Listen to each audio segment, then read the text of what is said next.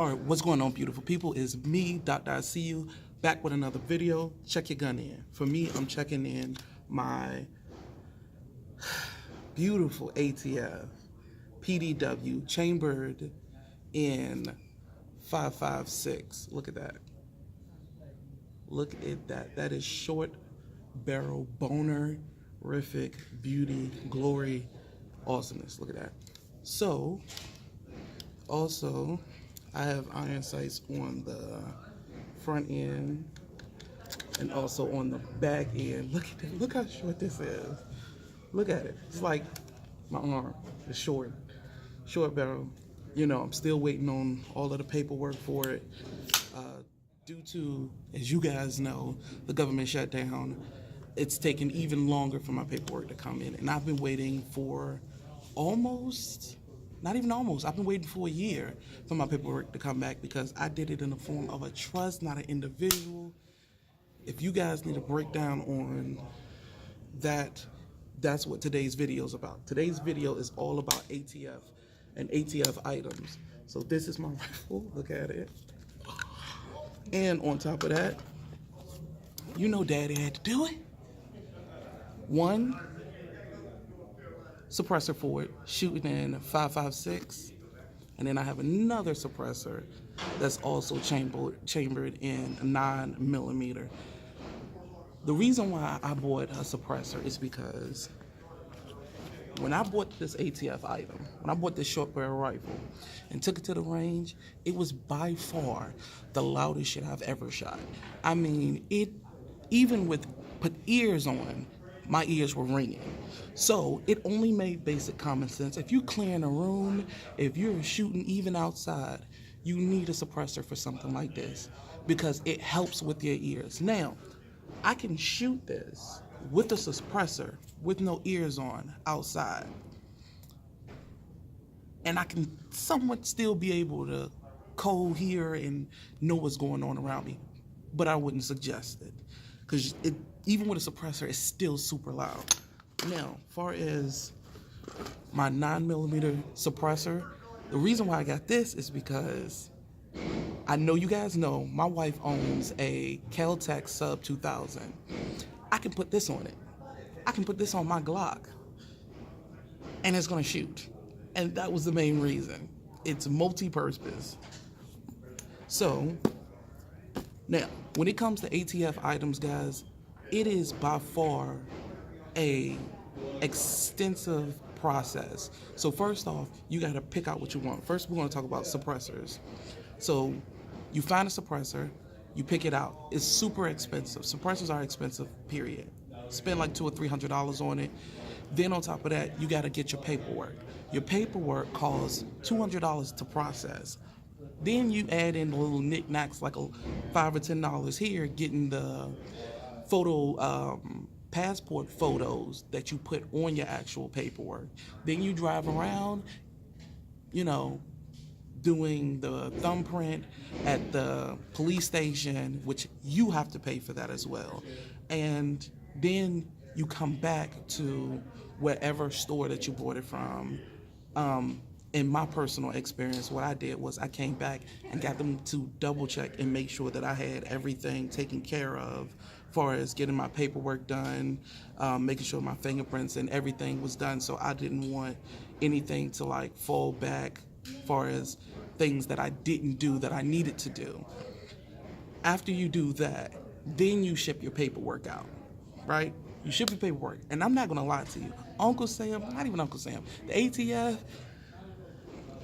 they're gonna cash. This is gonna make you think that your paperwork is moving and it's gonna happen really, really fast. Because if you send a check, they're gonna cash the check. You're gonna see that your check was cashed. And it's gonna make you believe, like, yeah, that means they got my paperwork. That means I'm gonna be able to get my stuff back even faster. Look, don't wanna lie to you. That's total bullshit. It doesn't work like that. You know how Uncle Sam is. He'll take your money, but he ain't giving you nothing back. He's not quick to give you anything back. So that's the case in this situation. They're gonna cash your money first. And then maybe a month or two later, your paperwork might get processed. Now, for me personally, living here in Richmond, Virginia, Our paperwork goes from here. I was told it goes from here to um, Atlanta, then from Atlanta to West Virginia, but I'm just gonna say it goes from here to West Virginia, right? So the the paperwork is just it's just you know what I mean. It's extensive paperwork, but at the same time, it's not that serious. It's basic common sense as far as filling it out and getting it done. But you can never go wrong by double checking. It's just like with carpenters and them tell each other, measure twice, cut once. That's what you need to do. Don't be stupid.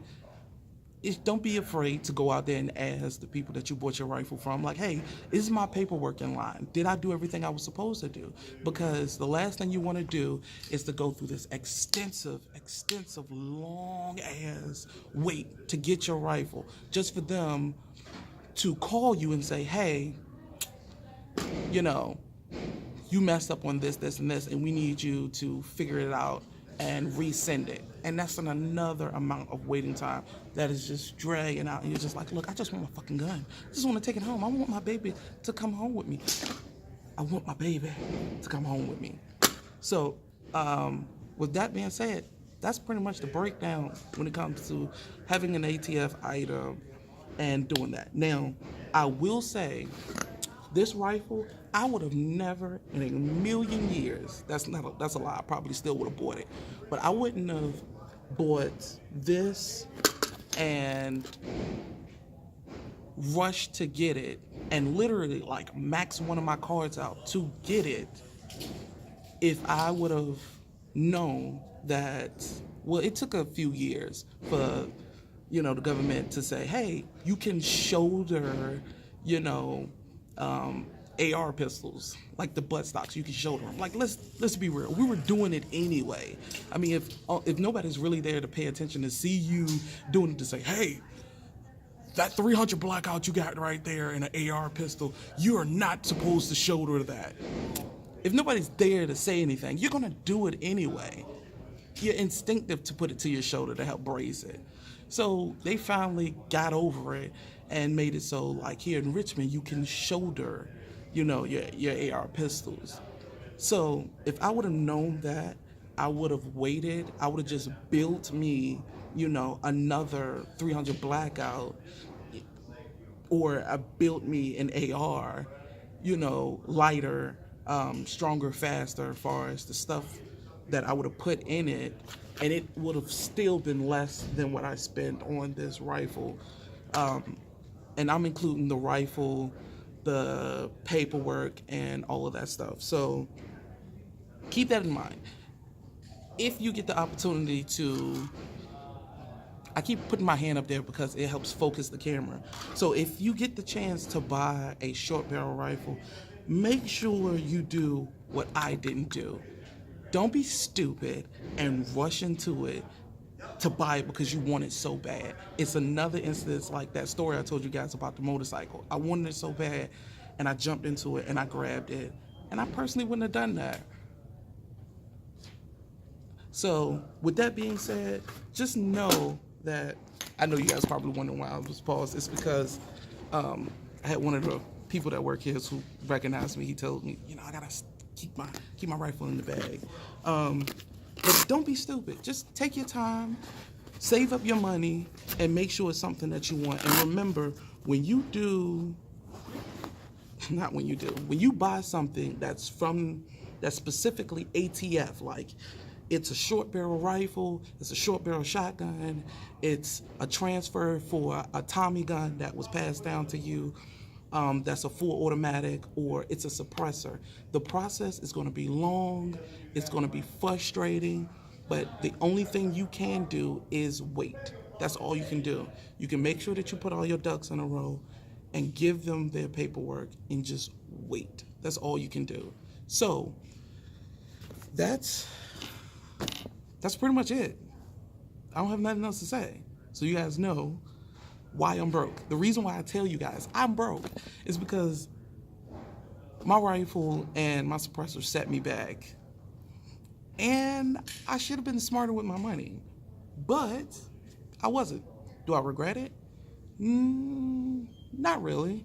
because I know me. I still would have did it anyway, even if somebody, would have warned me like, "Hey, still would have did it." I know me. But that's the end of that video. So, with that being said, if nobody told you you're awesome, then you're awesome.